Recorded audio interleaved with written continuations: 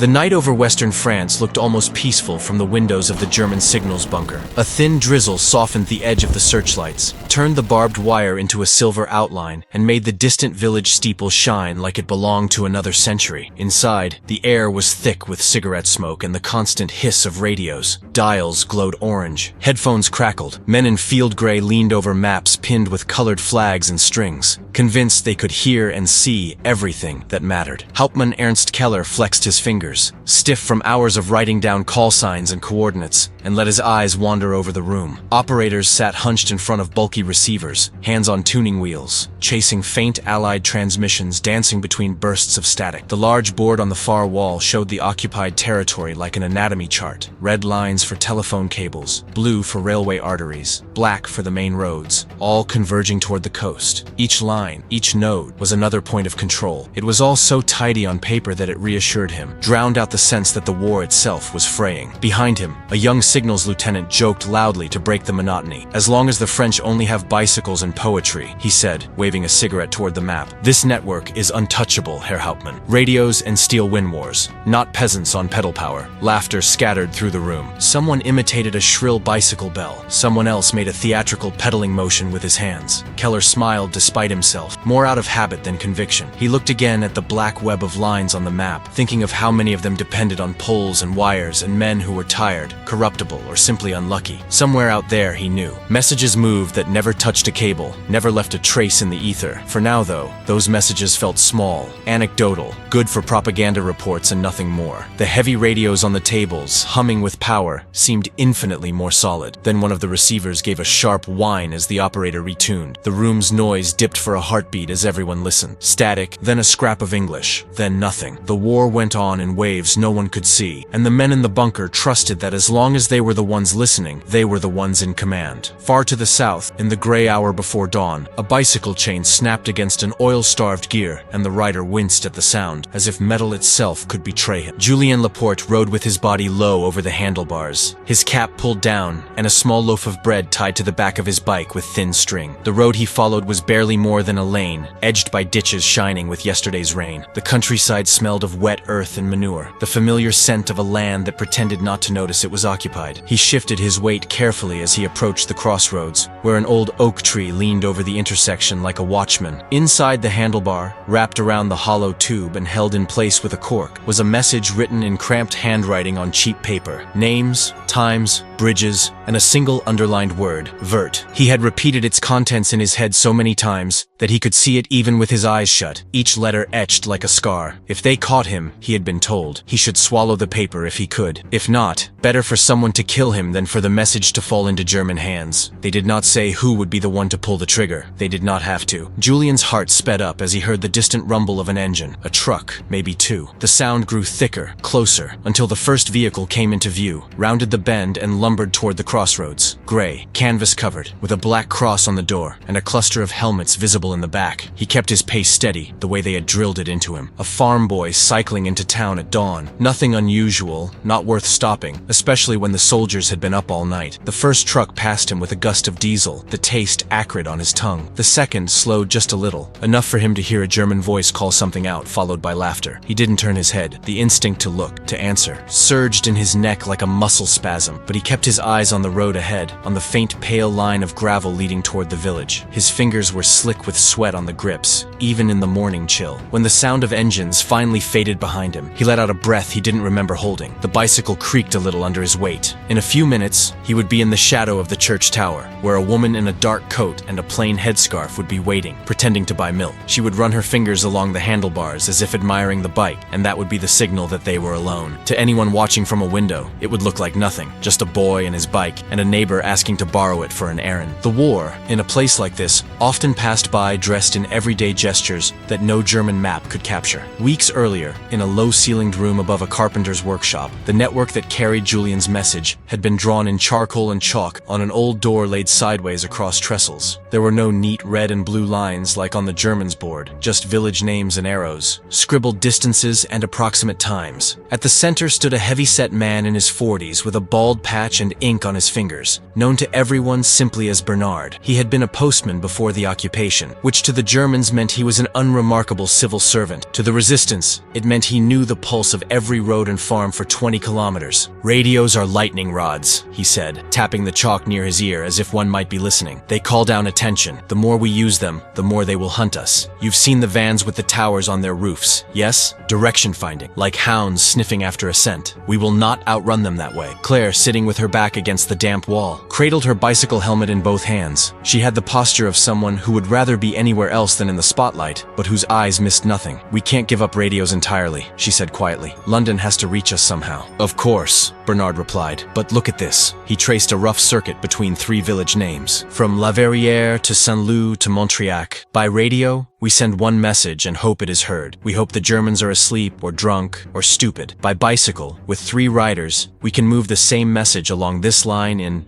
2 hours total if the roads are clear?" "1.5 if you give the good bikes to the right people," another man muttered, and a ripple of laughter softened the tension. Bernard allowed himself a half smile. Yes, but the point is this. Radios travel fast, but they glow. Bicycles travel slower, but they leave no trail but a faint tire mark in the mud, gone with the next rain. The Germans think in straight lines of wire and signal. Let them. We will think in fields, alleyways, and habits. Housewives, bakers, boys going to the mill. We will build a network so ordinary they cannot see it. On the table lay a crumpled scrap torn from a newspaper with a few words underlined. Verses from a poem, broadcast days earlier on the BBC's French service. Long sobs of autumn violins. Those in the room had heard the words through hidden radios. Volume turned low, hearts pounding at the sound. To most of France, it was poetry. To them, it was a test. A line in the air that meant, "Be ready, the time is coming," without ever saying it out loud. Bernard tapped the verse. "London can speak to us with this, but from us to each other, from farm to farm, from valley to valley, that will not travel by radio. It will ride on 2 wheels. Claire felt the weight of those words settle on her shoulders, as surely as if someone had handed her a rifle. The idea of being a courier did not thrill her. It terrified her in a quiet, steady way. She thought of the women she had seen in town, hair shaved as punishment for sleeping with the occupier, paraded through the streets by jeering neighbors. She thought of her younger brother, shipped off for forced labor in Germany. If she could keep even one more train from leaving, one more convoy from reaching the front, the fear was worth it. "Fine," she said, rising to her feet. "Show me the routes." Over the next weeks, their invisible web took shape. A teenage girl in a dress that still smelled faintly of laundry soap and smoke, carrying a basket with eggs and folded newspaper, became the link between a safe house and a farm whose barn hid a clandestine radio. A middle-aged man with a limp, pushing a bicycle loaded with milk cans, became the bridge between 2 small towns that pretended to ignore each other. A baker's apprentice who knew every alley in his quarter by heart learned to trace a path through them without ever passing under a German sentry's gaze. They rode in the rain, their coats heavy and cold, droplets stinging their cheeks. They rode in the heat, dust in their throats, and the smell of crushed grass rising up under their wheels. They memorized phrases and code words, tore up notes before checkpoints and rewrote them from memory on the other side. The war for them was not grand speeches or arrows drawn across Europe. It was the rhythm of pedals turning, the sting of lactic acid in their legs, the scrape of a boot on cobblestone behind them that might mean nothing or everything. North of them, beyond the horizon, the Allies amassed ships and men and tanks in numbers that would have seemed absurd a year earlier. Keller, in his bunker, read reports of unusual traffic across the channel and told himself that this too would be met with concrete and artillery. The Atlantic Wall might not be perfect, but it was formidable. Every telephone line, every rail junction, every road that rolled inland from the coast would feed reinforcements toward any breach. He trusted the network. He trusted the radios. What he did not see were the strands that were not on his maps. The whisper that left one farmhouse at dusk and traveled to another by dawn. The nod between 2 cyclists on a forest path as they passed each other, each carrying a different piece of a plan neither was allowed to see whole. In late May, the broadcasts from London changed their tone. Julian remembered the night clearly, because the air was so still that every creak in the floorboards seemed like a shout. He and 3 others huddled around a set hidden under a false bottom in a wardrobe. The radio smelled faintly of dust and hot metal. The BBC signal faded in and out, swimming under the hiss, the long sobs of the violins of autumn. The line repeated, followed by another fragment of verse, and then the usual news. The coded meaning, explained to them in training and reinforced with whispers around kitchen tables, hit like a hand on the shoulder. The time was no longer "someday soon." It was "in days." Their operations would move from careful harassment to something larger, more coordinated, something that might bring the Gestapo crashing down on them if they misstepped once. The orders that followed did not arrive as a single grand instruction. That would have been foolish. They came as small, seemingly disconnected notes. A mention that a certain bridge should be watched carefully, that a particular section of railway was weary and might need rest, that an obscure telegraph office had begun to talk too much. Bernard explained the rest on the map door with his usual brevity. Plan vert, he said, drawing a jagged line across several railway symbols. The rails must break, not just one or two, many, enough to make their trains limp, not run, enough to slow the steel flood when it comes. He chalked another symbol, a loop around telephone icons. Plan violet, their phone lines, cut once, twice, a dozen times between here and the coast. Make them shout into dead receivers. We will not do this all alone, but our peace matters. Claire felt the chalk dust in her throat just listening. And the messages? She asked. We can't move explosives by bicycle without being noticed. Not far. No, Bernard agreed, but we can move people and instructions. A man who knows which signal box to sabotage is as valuable as the explosive itself. A single wrong target and we waste both. The room smelled of damp and sweat and the faint ghost of the wood shavings from the carpentry below. Outside, a bell rang from the church, marking the hour, as it had for decades before the names Plan Vert or Violet meant anything to anyone. Time, indifferent to war, marched on. The people in that room, however, felt it tightening, each day like another knot tugged in a rope. On the evening of June 5th, rain blew in from the Atlantic, washing the dust off the leaves and turning the main roads into ribbons of mud and puddles. Keller's bunker hummed with activity as reports came in, increased Allied radio traffic, unusual patterns in air reconnaissance, rumors of ships gathering beyond the horizon. He ran his hand over his jaw and told himself that the high command would make the right call. Reserves could be shifted, formations reoriented. The railways, the roads, the telephone exchanges, all would work together like nerves and arteries in a trained body. Then a rail line 20 miles south of his sector went silent. The first report seemed minor. A train delayed. A telephone call that crackled and then fell dead. A maintenance team sent out into the darkness. Keller chalked it up to storm damage, the petty inconveniences of a country with too many old poles and too much rain. Then another line failed, this time east of his area. Then another, to the north, near a junction critical for moving armor toward Normandy, if it came to that. The maintenance teams, it turned out, could not respond quickly, because their own trucks were delayed by fallen trees across a road that had been cut just so. The pattern was too broad, too far-flung, to be explained by coincidence or weather. His operators heard the tension in his voice as he snapped for updates, for confirmation, for anyone to tell him that the network would be restored within the hour. German staff officers did not like telling their superiors that they did not know something. Still, the answers that came back had more silence in them than facts. Out in the countryside, the silence sounded very different. Claire pedaled along the edge of a field, keeping off the main road, the bicycle's tires whispering over the damp grass. The moon slipped in and out from behind racing clouds, painting the world alternately in silver and in black. Her breath made small white ghosts in the air. Hidden under the hem of her coat, tucked against the inside of her thigh with a strip of cloth, lay a folded note with a time, a location, and a single imperative verb, light. She did not know the details behind the word. She did not need to. Her orders were simple. Deliver the message to a man who would be waiting near an abandoned signal box. Then be ready to carry his confirmation on to the next village. That was all. The impact of what would be lit and what would be plunged into darkness would reverberate far beyond her horizon. She reached the narrow path that ran beside the rail embankment, its gravel crunching under her tires. The smell here was a mix of wet metal and the faint, oily ghost of steam engines that had passed earlier in the day. Her heart rattled in her chest at every small noise. When a fox crashed clumsily through the brush, she nearly threw herself off the bike before realizing what it was. At the appointed place, a man stepped out from behind a telegraph pole, his coat dark and his cap pulled low. He had a mechanic's hands, scarred, stained, thick-fingered. He took the note from her without a word, read it with a quick glance, then slid it into his pocket and gave a single nod. In the weak light, she could see the tension in his jaw. "Go," he said, his voice barely above the sound of the wind. "Tell Bernard, the rails will not sing on time tonight." She repeated the phrase in her head as she rode away, imprinting it in memory while the man behind her moved toward the signal box, where wires and levers and points would soon meet a crude mix of explosives and sabotage. She did not look back. Looking back was for after the war. By dawn, rail lines across whole regions of France had been cut at hundreds of points. Bridges were damaged, locomotives derailed, stretches of track twisted into uselessness by carefully placed charges. At the same time, telephone wires hung in limp tassels from poles, their ends blackened. In other places, they had simply vanished, coils of cable having found their way into the resistance's hidden caches for later use. Keller, exhausted exhausted and running on bitter coffee, watched the map in his bunker morph from a picture of control into a picture of crisis. Pins representing sabotaged rail points sprouted one after another like a rash. Occasionally, an order would come through from a higher headquarters to shift a division, to reroute a supply column. Each time, his pen hovered a little longer over the paper as he tried to calculate whether the infrastructure to execute the order still existed. "There must be agents," muttered the lieutenant who had joked about bicycles weeks earlier. His tone now was flat, the bravado gone. "They have radios, they must. No peasants could coordinate this." Keller thought of the reports he had read about captured clandestine sets, about transmitters and receivers hidden in barns and basements. He thought of the direction-finding vans that prowled the countryside, hunting those illegal signals. It was comforting, in a way, to believe that the enemy was using the same tools he understood: ether, codes, intercepted bursts of Morse. But the timing of the cuts, it was uncanny. The damage was not random. It was targeted precisely at nodes that mattered most as the Allied attack, because by now even the most obstinate officers could see it was coming, began to unfold. The telephone exchange in Town A, but not in Town B. The bridge that could support tanks, not the smaller one that could not. This was not the work of amateurs stabbing blindly in the dark. This was a network working on local knowledge, on the kind of familiarity that radios alone did not confer. "Perhaps," Keller said slowly, "our enemies do not need to shout across distances when they can whisper along roads that are invisible to us." The lieutenant frowned. "I don't understand, Herr Hauptmann." "That," Keller replied, "is exactly the problem." On June 6th, the news arrived like a blow. Landings on the Normandy coast, multiple beaches, aircraft overhead in swarms. For a few hours, the bunker's radios were alive with frantic voices, overlapping calls for clarification, for reinforcements, for orders. Static swelled and receded like the breath of some giant animal. Keller's men scribbled furiously, trying to keep up with the flood. Then, piece by piece, the voices were cut away, not because the transmitters failed, but because the paths they relied on were cracking. A battalion called to say it could not move because a vital train had never arrived. A staff officer reported that he could not reach a subordinate headquarters by telephone. The line was dead, and messengers had not returned. Armored units intended to be on the road by midday sat idle, their fuel supplies delayed by unforeseen disruptions. Each disruption had a name and a face, somewhere far from the maps. Julian's legs burned as he pushed his bicycle up a muddy incline. Every pedal struck a small war against the incline. His shoes were soaked. His socks clung coldly to his skin. He had been on the move for hours, carrying nothing that would look incriminating if he were searched, carrying only a phrase and a location in his head. At each farm or village he reached, he passed that phrase to another courier, another cell leader, another group of men and women who would interpret it in the context of their own small piece of the plan. "Tonight, the road is a river. Stones will fall into it." The wording was absurd to anyone who did not know the code. To those who did, it meant that certain choke points on key roads would be blocked at specific times, that trees would mysteriously fall across certain bends, that unexploded ordnance collected over months would finally find new roles in ditches and culverts. Plan Tortue would complement Plan Vert, turning roads into sluggish pathways wherever possible. In one village, a farmer feigned annoyance at the storm that had conveniently toppled two sturdy oaks across a lane the Germans had been using for troop movements. In another, a group of young men, ostensibly drunk and reckless, managed to roll a broken-down cart into just the right spot to force a convoy to slow and detour. In yet another, a woman with a bicycle basket full of laundry smiled and stepped aside as a truck passed, only to slip a small device under its rear wheel as it went by. Claire, summoned back to town after hours in the countryside, arrived just in time to see the first wave of low-flying Allied aircraft roar overhead, their engines filling the sky with a sound that made her chest vibrate. People poured out of their houses and into the streets, looking up with a mixture of fear and something that felt dangerously like hope. German soldiers shouted orders, fired flares, tried to impose a sense of normalcy on a day that would be anything but. She stopped her bicycle and put one foot on the ground, craning her neck as a formation of planes passed overhead, their undersides pale and menacing against the gray. Somewhere beyond the horizon, men were stepping out of landing craft into cold surf under fire. Somewhere inland, train drivers were staring at twisted rails in disbelief. Somewhere in a bunker not so far away, a German officer was listening to radios that could no longer deliver certainty. "Don't stare," a voice snapped beside her. She turned to see Bernard, sweat darkening his collar despite the cool air. "You'll draw attention. Tough day to look indifferent," she murmured. He allowed a small, tight smile. "Perhaps, but until someone hangs out a flag, invisibility is still our best weapon." Hours later, as the day moved from morning chaos to afternoon exhaustion, Keller lit another cigarette with unsteady hands. His desk was covered in half-legible notes, arrows pointing in all directions, question marks where there should have been answers. Reports filtered in slowly, often by motorcycle courier rather than telephone. The men who brought them looked older than they had a few days before. "Sir," an orderly said, holding out a paper. "Another message from Corps headquarters. They want a status update on the movement of the 2nd Panzer Division. They say it should have reached its forward assembly area by now." Keller scanned the line where the division should have been on the map. The rail lines leading to its sector were dotted with the pins of reported sabotage. The roads they might have used as an alternative were marked with exclamation points denoting ambushes, fallen trees, mysterious delays. He realized that he did not actually know where the division was, only where it ought to have been in a perfect, undisturbed network. "Tell them," he stopped, tasting bitterness. Lying up the chain of command was as dangerous as telling the truth. "Tell them that sabotage has caused delays, that we will update as soon as we have confirmation." The orderly hesitated. "Sir, they keep asking why this level of sabotage was not anticipated." "Because," Keller snapped, sharper than he intended, "we misjudged the enemy. Now go." The orderly retreated. Keller exhaled smoke toward the ceiling, watching it curl and disappear. The radios around him continued to hiss and murmur, but more and more often, their calls went unanswered. Somewhere along the lines, the signals died, not because the transmitters failed, but because the people meant to receive them were cut off, moving on foot through forests, or lying in ditches waiting for trains that would not come. In the weeks that followed, the pattern repeated. German units tried again and again to regroup, to launch counterattacks, to feed men